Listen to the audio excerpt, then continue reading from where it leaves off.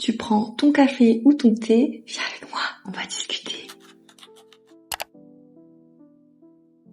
Après cette escale où je reprenais mes valeurs, j'ai eu un point d'arrêt. J'ai eu un gros moment de doute où je me suis vraiment posé la question de savoir si j'étais en train de suivre en fait un bon chemin, si j'étais réellement guidée par quelque chose de divin, ou est-ce que c'était mon ego qui était en train de parler. Et quand on est pris de doute, il y a quelque chose qui vient juste après, c'est la peur. Et j'avais déjà travaillé cette peur, mais c'est pas parce qu'on travaille quelque chose, ça veut dire que elle revient pas. Et au contraire, plus on travaille sur un élément, plus celui-là va revenir de temps en temps pour savoir si où est-ce qu'on en est avec. Et j'ai vraiment commencé à vouloir faire marche arrière et sortir un peu de ce désert et retourner à une vie avant ce début de traversée. Et le divin, il laisse toujours le choix. Nos guides, qu'importe, les ancêtres, nous laissent toujours ce libre arbitre. Et pour moi, si je devais donner une définition de l'amour, c'est ces deux mots seraient dedans, le libre arbitre.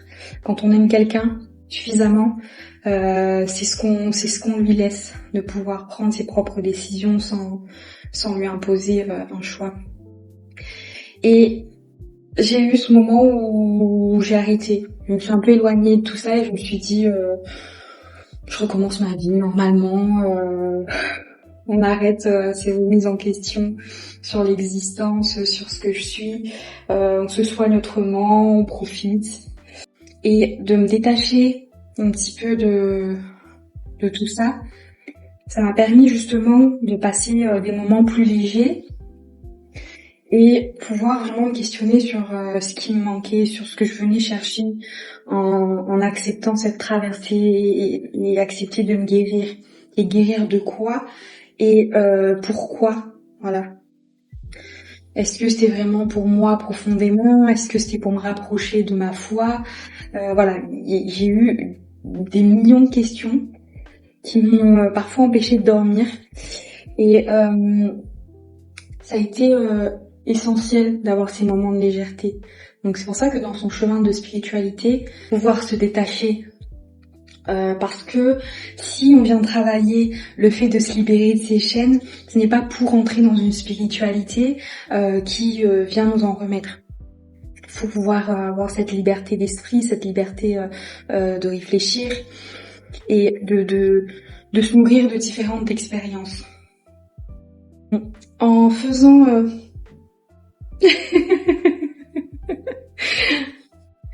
en faisant ces allers-retours, ça m'a permis vraiment de pouvoir mieux me situer dans ce que j'étais en train de fuir ou ce qui me faisait peur. Et je pense que ce que je suis venue chercher dans ma spiritualité, c'était d'être aimée comme je suis capable d'aimer. Toujours eu un amour en moi, un amour presque innocent et enfantin qui a toujours été là et depuis que je suis née, j'ai été entourée de situations qui n'ont pas permis à cet amour de pouvoir s'épanouir pleinement. Et je pense que c'est ça que je suis venue un peu rechercher dans ma spiritualité, c'est cet amour que tout le monde parlait en me disant mais tu sais Dieu il t'aime entièrement, il t'aime pleinement, il t'aime pour ce que tu es, il ne cherche pas à te changer, même si tu fais des fautes, même si et quand j'ai commencé là-dedans, je pense réellement que je suis venue chercher l'amour que je ne voyais pas autour de moi, que je ne trouvais pas autour de moi. Et je voulais plus l'assimiler à de la souffrance. Et c'est souvent ce que j'avais eu en retour. j'ai été aimée, bien sûr. Et merci aux gens qui ont fait partie de ma vie et qui m'ont apporté l'amour qu'ils ont connu. Mais j'ai toujours eu cette vision de l'amour comme quelque chose de transformateur, quelque chose qui vient en toi, qui reste et qui ne demande pas de retour, qui ne demande pas à ce que tu t'enlèves quelque chose pour pouvoir le recevoir, qui n'attend pas de perfection. Et dans ces moments de légèreté, je ressentais toujours cette envie frénétique de me dire non, je dois encore apprendre des choses et je veux pouvoir je veux pouvoir le ressentir, tout ça, me sentir réellement en vie sans déjà faire du mal aux gens qui m'entourent et sans que les gens qui m'entourent puissent m'en faire. C'est ça qui a motivé mes choix, pas que d'ailleurs. Ce sont des rencontres dans mon existence, moi, qui m'ont amené à me dire je veux pas faire souffrir des gens, je veux pas être responsable d'un mal. Je veux pas laisser ça comme trace ici sur cette terre.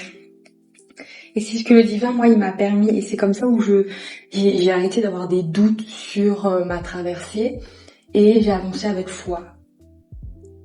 Et je me rappelle, j'avais eu des interrogations sur mon parcours spirituel qui me disaient mais comment tu sais que c'est avec Dieu que tu parles, comment tu sais que t'es connecté avec Dieu ou avec quelque chose de bon et pas quelque chose qui t'entraîne dans le mauvais.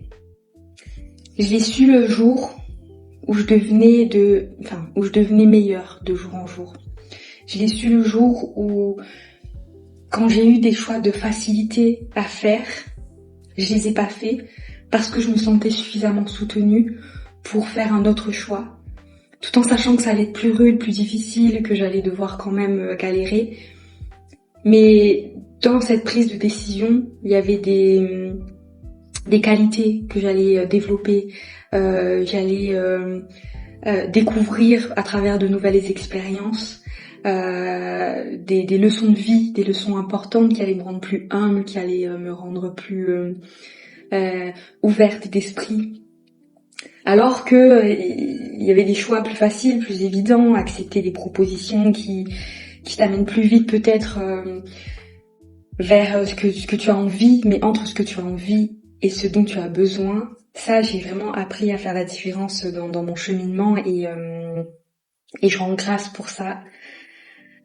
Et le jour où je comprends que c'est l'amour que je veux découvrir, je me sens mieux d'être dans cette traversée et d'accepter les événements qui se passent dans mon existence.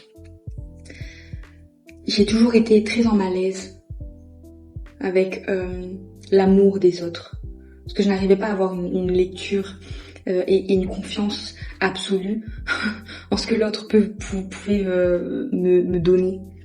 Et je pense que quand on est déconnecté de sa foi, déconnecté de soi-même, de sa spiritualité, de ce qui nous entoure, on se déconnecte un petit peu de l'amour véritable, de l'amour qui ne demande pas de se sacrifier, qui ne demande pas de souffrir. Et c'est là que j'ai commencé mon chemin pour comprendre ce qu'était vraiment l'amour et pouvoir être saine dans ce que je venais apporter.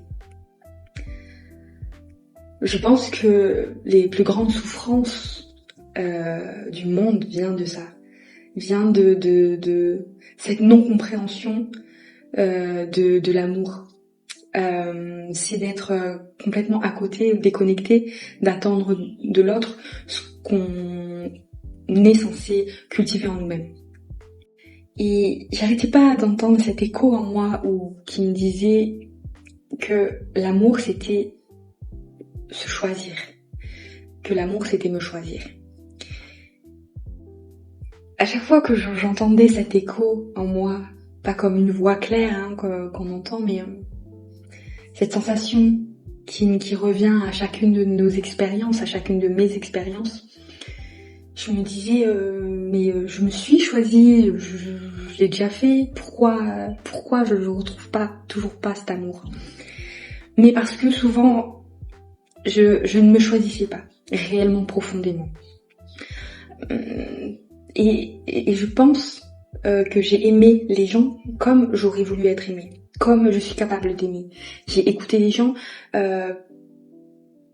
parce que je me sentais pas écoutée. J'ai fait que toute ma vie je ne faisais que donner ce que je n'avais pas reçu, ce que j'aurais aimé recevoir, sans pouvoir prendre le temps de me l'apporter réellement à moi-même, sans être une réelle écoute de tous mes instincts, de mon corps, de ce que j'étais, de mes capacités, de mes compétences, de mon talent, de moi, de la femme que je suis, et aussi tout ce qui en découle. Mon atmosphère, mon environnement, ma façon d'être, d'exister, de me tenir, de prendre ou non ma place, de me situer, d'avoir un avis, de pouvoir renoncer, choisir, de mettre des verbes d'action dans cette vie-là que j'avais laissé un peu couler pour... enfin, j'allais dire au détriment des autres, mais pas du tout. Au contraire, je pense que c'est beaucoup à travers les autres que on évolue. C'est à travers les autres qu'on comprend qu'est-ce qui nous manque, qu'est-ce qu'on aimerait. Le jour où j'ai commencé à être la personne que j'aurais voulu avoir à mes côtés, pour moi-même, c'est le jour où la vraie sensation de paix, de bonheur a commencé à s'installer en moi. Alors je sais pas où est-ce que vous en êtes avec cet amour qu'il y a en vous et que vous distribuez autour de vous. Prenez le temps de vous l'apporter à vous. Prenez le temps de réellement vous aimer et commencez à vous choisir. Vous choisir, c'est pas renoncer aux autres. S'offrir du temps précieux quand on se réveille, de prendre le temps de boire son café, de prendre le temps de prendre le soleil, de prendre le temps de se sentir dans son corps, de ne pas répondre à un message tout de suite, de ne pas répondre à une attente, de ne pas déjà penser à ce qu'on va faire dans la journée. C'est de l'amour que vous vous offrez.